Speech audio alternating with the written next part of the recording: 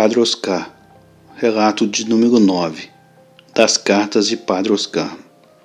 Desde que cheguei aqui, ainda não havia parado para analisar os moradores em si.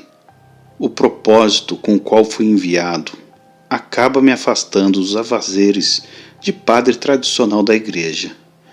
Mas confesso que esse grupo de jovens realmente chamou a minha atenção. Em todas as paróquias onde estive, sempre fui muito próximo das crianças e jovens. Sempre estive engajado com os grupos e pastorais, e a catequese me toca profundamente, pois levar o conhecimento cristão e o amor de Deus através da Escritura Sagrada é a principal obra de qualquer missionário. E é através dele que deixamos nosso legado, como filhos de Deus. Porém, os ataques que vêm acontecendo frequentemente nas cidades vizinhas vêm tornando minha aproximação cada vez mais difícil. Eu venho percebendo as missas cheias, porém, cada vez menos jovens vêm preenchendo as cadeiras. Esse foi um dos motivos que me chamaram a atenção para a minha falha como líder espiritual. Algo precisava ser feito. Foi caminhando pela cidade, nas redondezas dessa paróquia, que observei um grupo de jovens reunidos de forma aparentemente inofensiva, na praça de cima da igreja. Não eram mais que adolescentes, muito próximos de alcançarem a maioridade. Me aproximei do grupo e notei certo desconforto. Apenas 3 deles se dirigiam a mim como eu esperava. O resto deles permaneceram em tom de deboche ou cabisbaixo, deixando claro que minha presença não era bem-vinda. Questionei o motivo de não o ver na igreja, embora 3 ou 4 rostos ali não fossem totalmente desconhecidos. Uma moça me respondeu que ela frequentava as missas todos os domingos, mas que não gostava quando a mesma era presidida por ministros, o que ultimamente se repetia dada a necessidade das minhas viagens.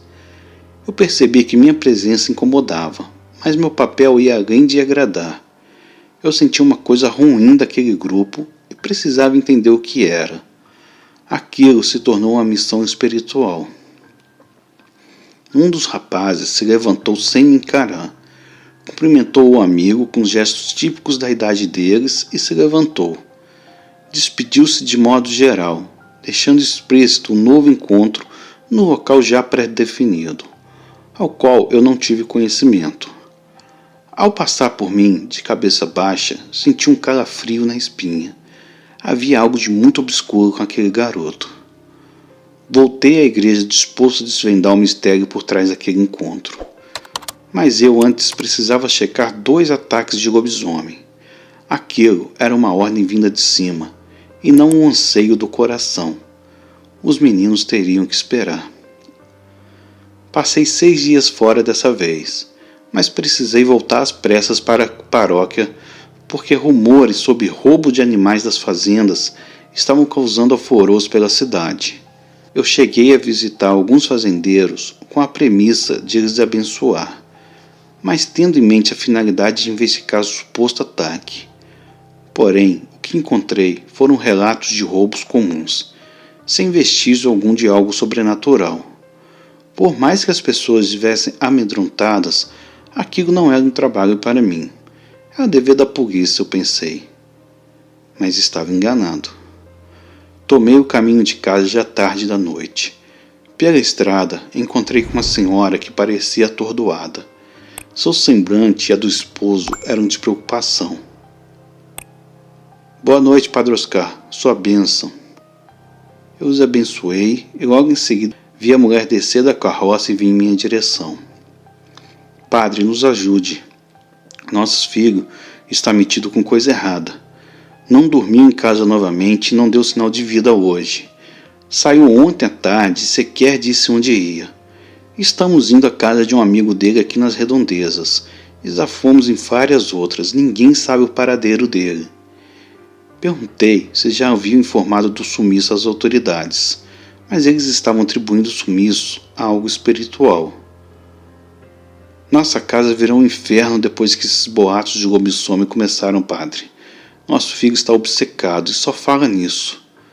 A mulher olhou para o marido e se aproximou ainda mais de mim, quase cochichando.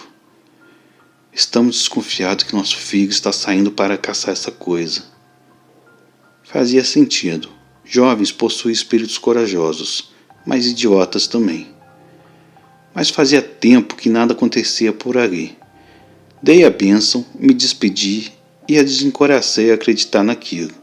Certamente o filho dele era só mais um jovem se embriagando com os amigos e disseminando lendas folclóricas.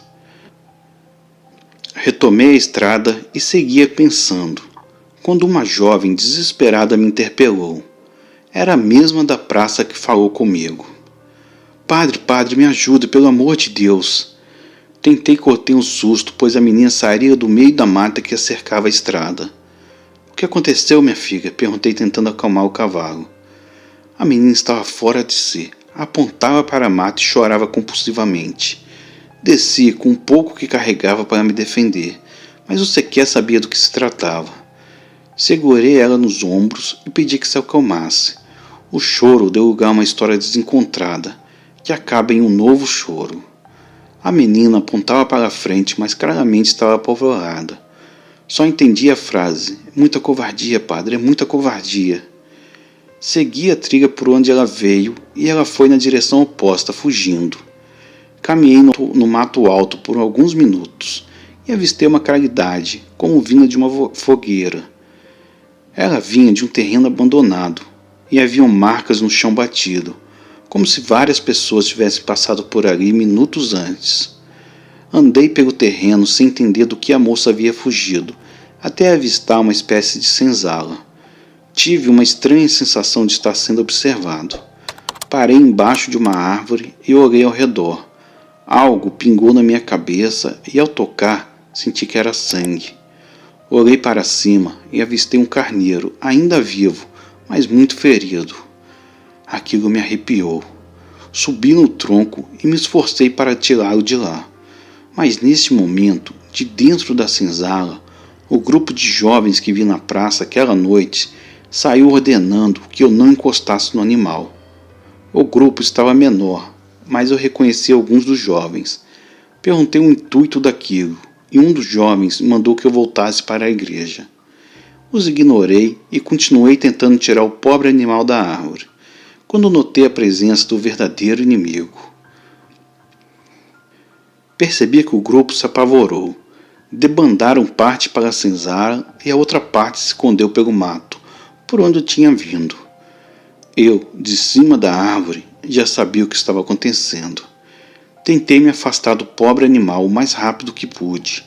Eu não estava preparado para caçar, e o sacrifício desse modo seria eu. Consegui me jogar antes que ele alcançasse a oferenda. O próprio impacto dele sobre o tronco onde eu estava me arremessou no chão. Eu só tinha a minha fé como arma, e essa jamais me faltaria. Me ajoelhei e rezei a oração de proteção e exorcismo para que o animal não me notasse. Aproveitei que ele desgostava a presa e me rastejei atrás dos jovens que se escondiam na mata. O pavor estava nítido naquelas crianças. Eu queria apenas tirá-las dali. Pobre almas que não sabiam que brincando com o próprio maligno. A primeira que encontrei mal conseguia falar. Apontou o lado esquerdo, onde os outros dois estavam escondidos. Nos juntamos e, em silêncio, com o coração sangrando, assistimos aquele lobisomem atraído por eles mesmo invadir a velha senzala e assassinar sem piedade os outros 4 jovens que lá se escondiam. Não teve como esconder dessa vez. O pânico já tomou conta da cidade. Os jovens que sobreviveram testemunharam o ataque, e os corpos encontrados não os contradiziam. Os mais céticos daqui ainda não acreditam, mas vejo reforços sendo feitos nas casas e fazendas por todo lado. Descobrimos que os animais que sumiam estavam sendo roubados pelo grupo de jovens. Foi na confissão de um dos sobreviventes que descobri também que eles se reuniam e chamavam a vinda do mal, oferecendo algum sacrifício. O intuito era ser atacado por algum lobisomem que os permitissem ser transformados, mas não mortos. Porém, das vezes em que a fera se manifestou, nenhum demonstrava coragem suficiente para enfrentá-lo. O lobisomem que os atacou nunca deixaria um sobrevivente de ataque. Pobres crianças ignorantes. Se soubesse a dor e sofrimento que os homens transformados carregam, jamais se aventurariam dessa forma. Esse é o mais feroz que já vi por aqui. Vou precisar mais do que armas que possuo para seguir nessa missão. Preciso encontrar essa fera antes e exterminá-la. Não permitirei que ela tire a vida de mais ninguém, ainda que sejam inconsequentes. Preciso de ajuda. Preciso escrever ao Vaticano. Que Deus se apiede de todos nós. Padre Oscar, Caratinga, Minas Gerais.